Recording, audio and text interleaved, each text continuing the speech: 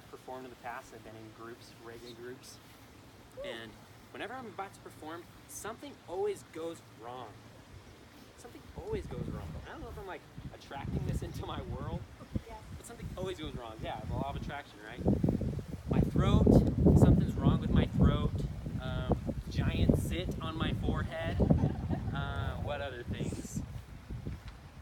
Just like some girl broke my heart the other day and I just want to be crying instead of standing in front of people and like singing.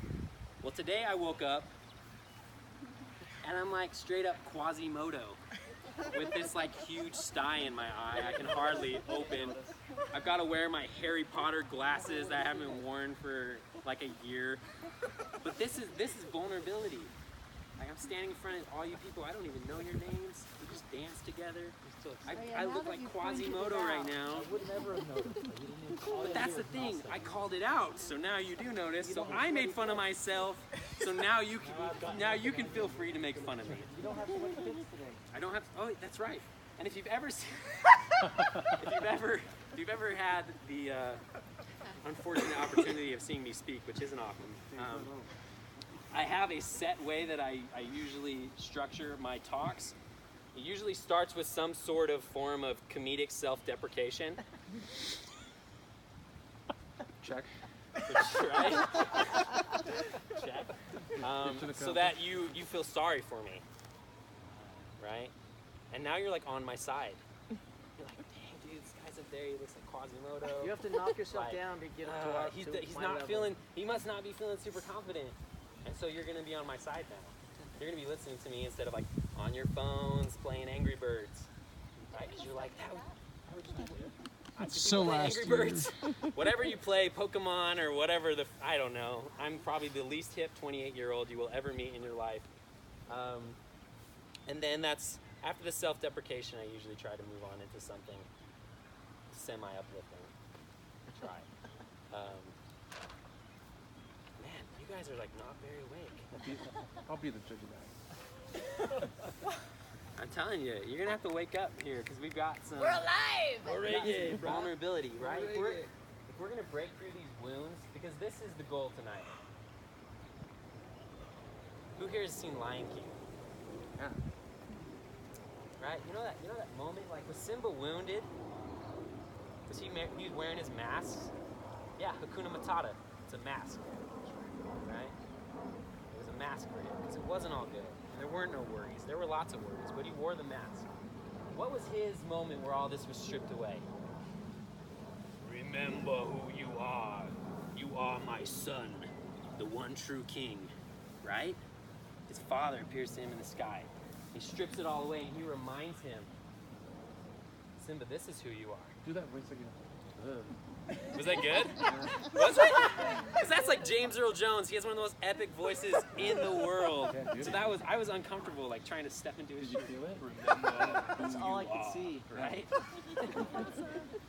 Quasimodo, just like, I'm making lots of Disney I references. felt it. Yeah, we are going to help each other. You're going to be part of this process. The people sitting next to you, you are going to help them understand and remember who they are. So in order for that to happen, you're going to have to strip all this away. You're going to have to allow yourself to be seen so that you can see other people. Does that make sense, what I just said? Because it's kind of abstract, right? You're going to have to allow yourself to be seen in order to see others. I mean, just me saying that, is anyone feeling a little scared? Let's be honest with yourself. You're going to have to allow yourself to be seen in order to see it.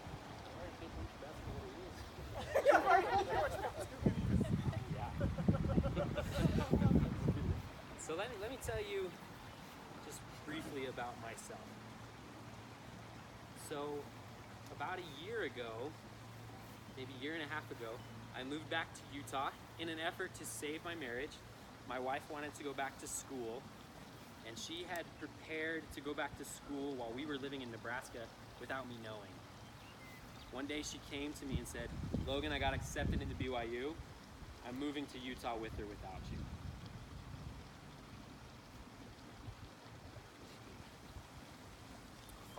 So I found a job Found a job working customer service in West Valley for a transportation company.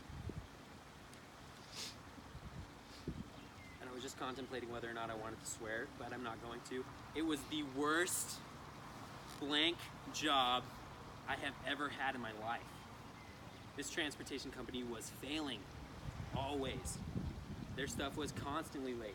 And as a customer service representative, I was the face of all of it. So it was all day. Kellogg's, where the freak is my product? Nestle, where the freak is my product? Tyson, where the freak is my product? You guys suck. You suck, you suck, you suck, you suck. How many times can you be told that you suck in a day and not feel like you suck? Personally. Sometimes it just takes one. Yeah, sometimes it does just take one. So when it's multiple times, multiple witnesses, everyone's saying you suck, you start to take that on. I suck. I do suck. And I would come home from that suck, and I would sit on the couch and perpetuate the suck. I'd see my wife over there, like I'd look over and I'd see her doing the dishes. And in my mind, I knew that a good husband helps his wife with the dishes. Or at the very least, goes up to her and says, "Thank you so much for doing the dishes, sweetheart."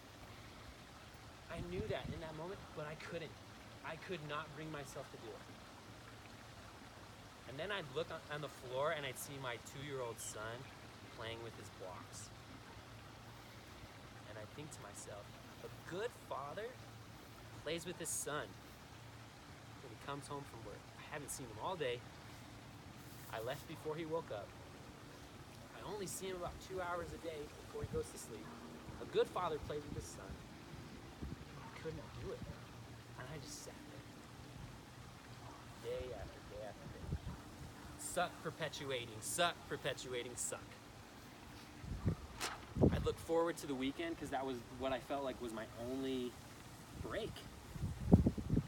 And I'd be happy for about half a Saturday until I was like, oh my gosh, tomorrow's Sunday. And what happens after Sunday? Monday. And what does Monday mean? Back to the suck. I feel like I'm saying suck a lot. It's a good word.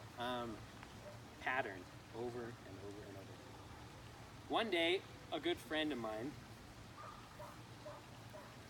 noticed me in this pattern.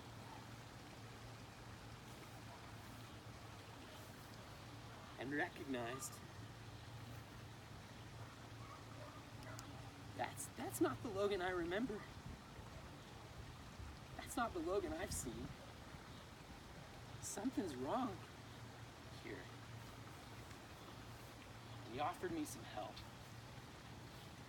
Being that manly man, no, I don't need it. I fought that for a little bit. Until I recognized I really did need help. And over the process of the last about year and a half, I've rediscovered this. And I can tell you, it is the most beautiful thing in this world to remember who you are and why you're living, to find your purpose and to live it fully.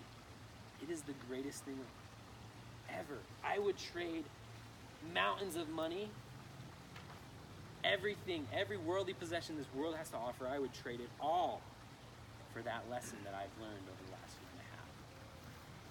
And I am so grateful for that. And tonight we hope to be able to facilitate a little bit of a process that helps each and every one of you to get to that point. And I'm going to invite real quick, Rebecca, do you want to come up and share a little bit too? Because I'm sure Rebecca has some stuff to say on this subject. Go, Rebecca. You can do it. Okay. So I have lots of thoughts as we're looking at all these things that McLean drew up here. Again, I think all of our story relates to this. Any one of you could probably come up here and tell your story, right? Talk about how this relates. But I think going along with the process that we're going to do and what Logan just talked about, one of the things that helped me after my divorce is I just really delved into, in the morning I had to have time to study. study the gospel like you hear about in Sunday school or church, depending on what, but to find out what was truth